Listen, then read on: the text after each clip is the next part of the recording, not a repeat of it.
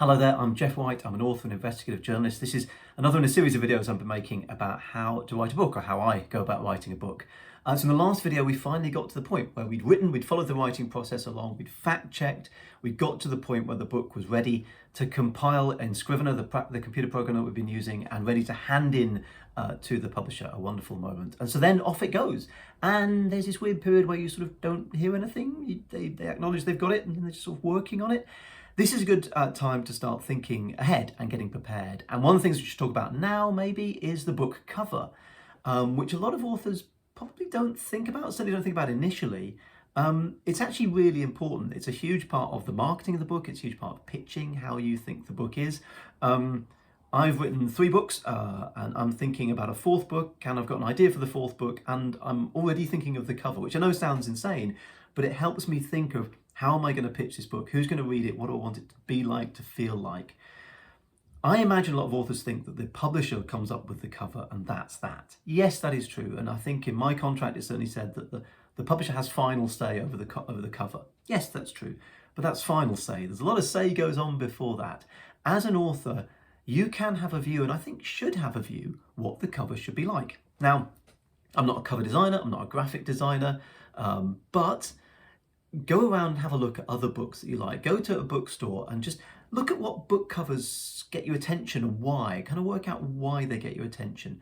Now, the publisher is also going to want your book cover to say what the book's about. So there's a certain amount of say it like you see it about it. But there's also room for design. Now, in my new book, it's about money laundering. It's about how technology influences the world of money laundering. And so for me, there were 3 key things that were important: money, laundering thereof, and technology. So I started thinking about a cover that had a washing line with a banknote coming off it. So you've got money being laundered, and then the drips coming off it being code, computer code. So you've got money, laundering, and tech in one image.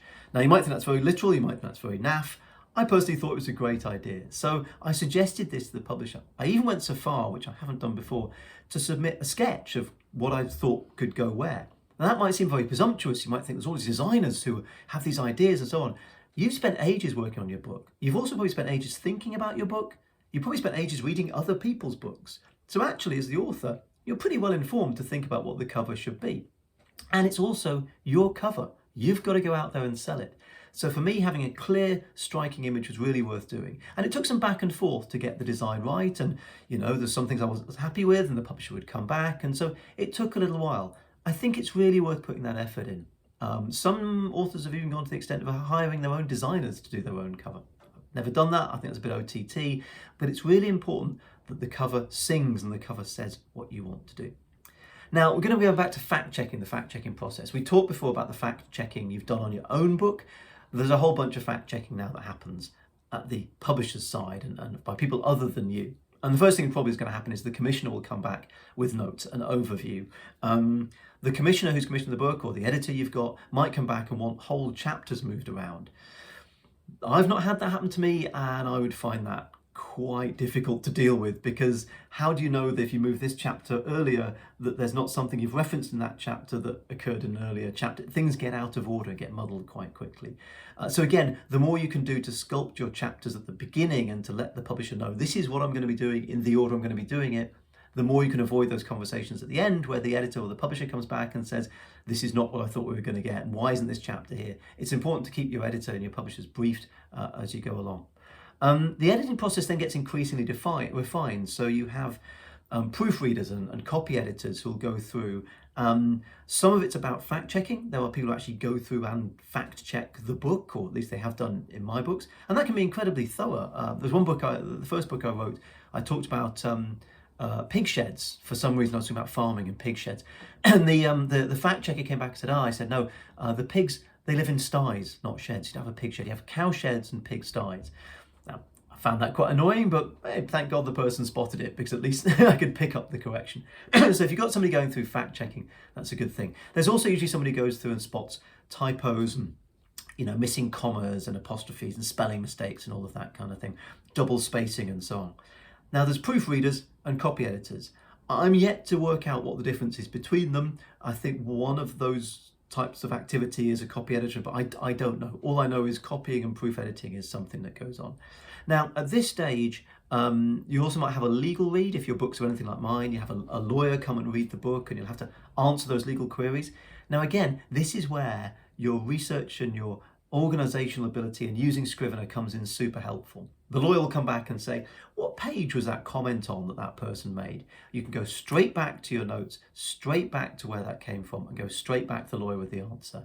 And I have to say, when you're working with lawyers, confidence is a big thing. If you can make the lawyer confident in what you've done, that's really, really going to help you. And so going straight back and saying, here it is, here's the document, got it for you, off you go. It's going to really help lawyers feel like you've got your hands on the information. And help, should it come to court, you've got all the information, it's all archived in one place. God forbid that it won't do that. Now at this stage, as you can tell, lots of people have got their hands in the mix and things can start to get messy very, very quickly. Previously, you were just working in your own manuscript in Scrivener. Increasingly, there's going to be multiple people working on it. I strongly encourage you to use a Word document, a shared Word document, and to track changes so that changes to that document are logged as you go through. Obviously, security things about that, you may want to password protect the Word document. If, like me, things are contentious, you pass it back and forward with a password attached to it. But what it does, it keeps everybody's comments in one place. And the other thing is, don't delete people's comments. Always try to leave the comments in if you can and mark them as resolved or say done. So you've got a track record of what's gone on. So nothing gets missed out, particularly if, like my books, it's legally contentious. You don't want to delete something that you had to put in for the lawyer, but then later on it got deleted. So be very careful of that manuscript and try and make sure everybody's staying with the same copy of that Word document. Other tips, have a folder on your computer. Obviously you're now working outside Scrivener, so you'll need to set up a folder as part of your folder directory, and store the versions in order that you're working on, because you'll go through multiple versions of the manuscript. Always make sure that you mark it manuscript edited by GW in this case at this particular date. The other thing is, when you're editing in Word, when you're tracking changes in Word, I'm presuming you're using Word here, you can change your ID in Word. So if you go to File and then More and Options, General, personalize your copy of Microsoft Office, what you'll see is a little bit where your initials come up. So when you make a change in Word and you track changes, it'll come up GW1 made this change. You can change your GW1 to be GW2. Each time you use a Word document, you make a change your ID so you can see, oh, that was the initial read through that I did. Then it's GW2, that must have been my second read, and GW3 and so on. So you can see how old all of those things were. And as I say, keep storing those manuscripts, those Word documents into a file. Now at a certain point, this moves out of your hands completely and the book becomes a PDF, and that's because it needs to be page made, it needs to be structured, with the margins and the font and everything. Now at that stage, obviously, it's beyond your ability to kind of track changes and so on in that. It starts to get quite difficult and other people are working on it. Frankly, at that stage, I take my hands off the situation and I simply let other people deal with it.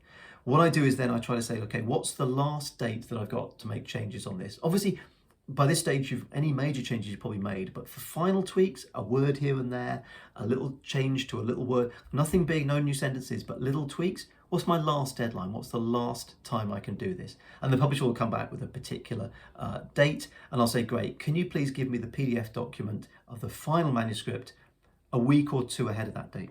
Then what I do is I print the thing out. And I know that that's environmentally extremely bad, but I try to print it out because then I get a sense of what the book's actually going to look like. And I try to print it out, double-sided paper, in the way it's going to be with the manuscript. So I try and print it out so it's like it's going to be on the actual page. I don't know whether you can see, but what I then do is I go through with a pencil and I read each sentence from the first sentence to the last sentence in the book in turn.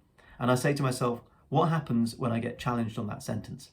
If somebody says, that's rubbish, can I prove that sentence? And as soon as I can, I cross it out. It might involve going back to my research information. I might actually have to go all the way back to the research information and say, did that person actually say that thing?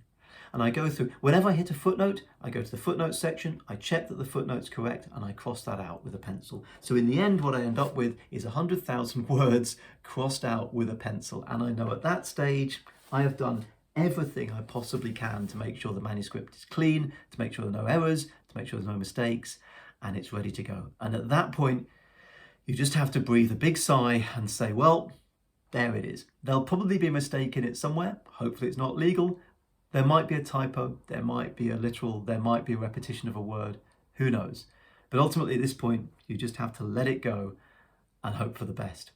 And then things get exciting. You start to get the manuscript back, they start to put the cover on it, it starts to go on Amazon, things start to happen, you start to move towards that process. So all of that hard work, all of the research, the writing, all that first stage fact checking on your own, and now the fact checking that you've had to do with others, it all starts to pay off. And there's a certain point where the book is basically done. They tell you it's gone off for printing and you realise, well, that's it. And then you're ready for gear 4, marketing. Oh my God. The next video is going to be about the marketing gear. So brace yourselves, enjoy that one. If you've got thoughts, comments, tips, feel free to share them. Feel free to like this video. I don't care what you do. If it's of help to you, I am very, very glad. And I wish you the best luck with your ongoing work. I'll see you in the next video.